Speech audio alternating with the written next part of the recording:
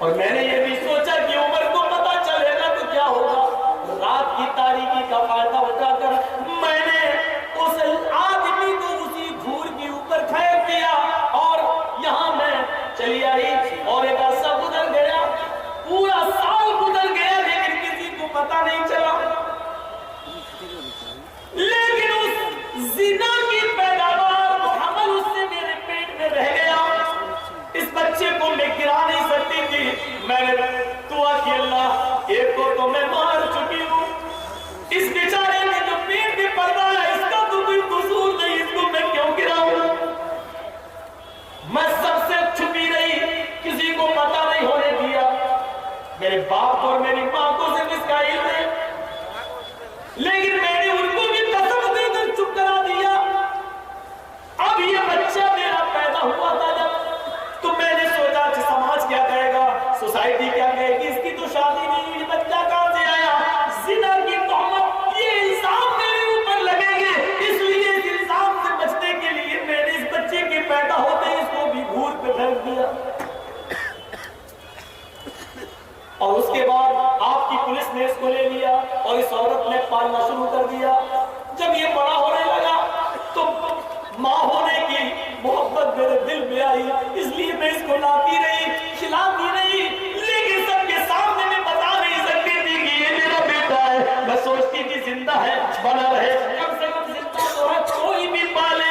حضرت عمر فاروق نے جب اس کی داستان سنی تو نظر آسمان پہ ڈالی اور فرمایا, تم نے سچی سچی بات کہہ کر اپنی جان کو بچا لیا.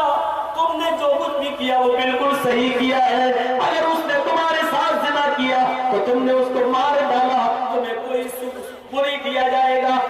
شریعت یہ کہتی ہے, جو اپنی عزت و آبرو کو بچانے کے لیے لڑے اور کسی کو مار دے تو وہ مجرم نہیں ہے, تمہیں کوئی سزا نہیں دی جائے گی. جاؤ, اور اس بچے کو تمہارے حوالے کیا جا رہا ہے, یہ بیٹا تمہارا ہے.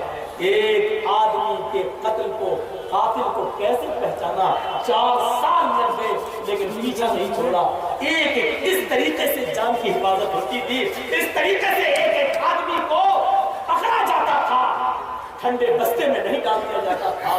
یہ معاملات تھے میرے بھائیوں, اس لیے وہاں عدل تھا, وہاں امن تھا, وہاں شانتی تھی. اور اسی طریقے سے اگر مجرموں کو پکڑا جانے لگے اور فوراً سزائیں مقرر ہوں, فاسٹ ٹریک کورٹ چلنے لگے, میرے بھائیوں ابھی دیکھ لیجئے ماحول, ابھی دیکھ لیجئے حالات, ابھی دیکھ لیجئے سب نارمل.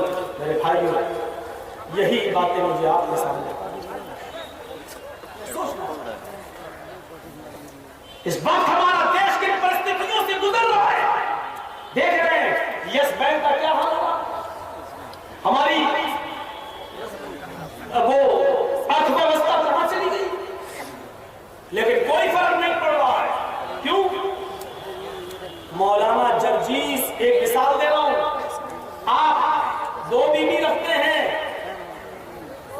ہماری جو پہلی بیوی ہے, ایک مثال دے رہا ہوں, ہے نہیں 2, سوچنے لگو کہ 2 ہے مولانا, ایک مثال دے رہا ہوں کہ کوئی کہے مولانا جرجیس کلیمہ نماز 2 بیوی, تو جس سے بعد میں شادی کی تو پہلی بیوی چلنے لگی. اچھا چڑیل تو میرے آدمی کے ساتھ آرام سے رہے گی. اچانک مولانا جرجیس مر جاتے ہیں, میری پہلی بیوی خوش ہو رہی ہے.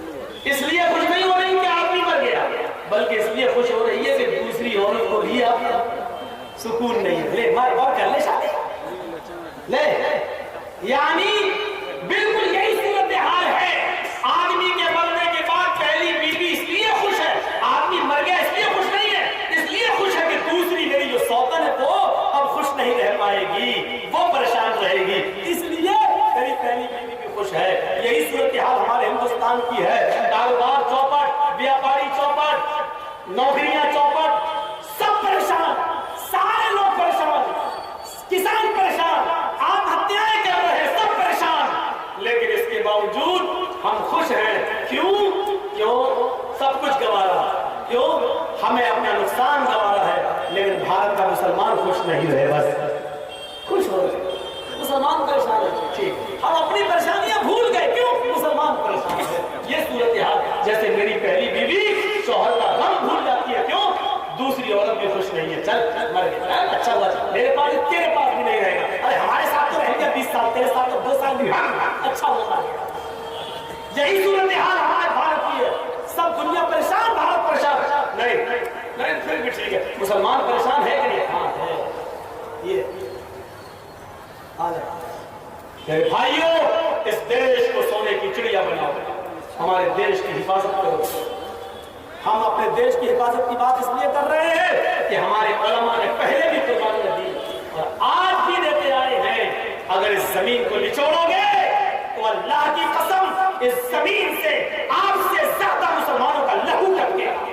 اسی سرزمین سے مسلمان علماء کے خون کے وہ قطرے گریں گے جن کے ایک ایک بوند سے بھارت زندہ باد, ہندوستان زندہ باد, امبیڈکر کے قانون سنویدھان زندہ باد, یہ نعرہ اس لہو سے ٹپکے گا.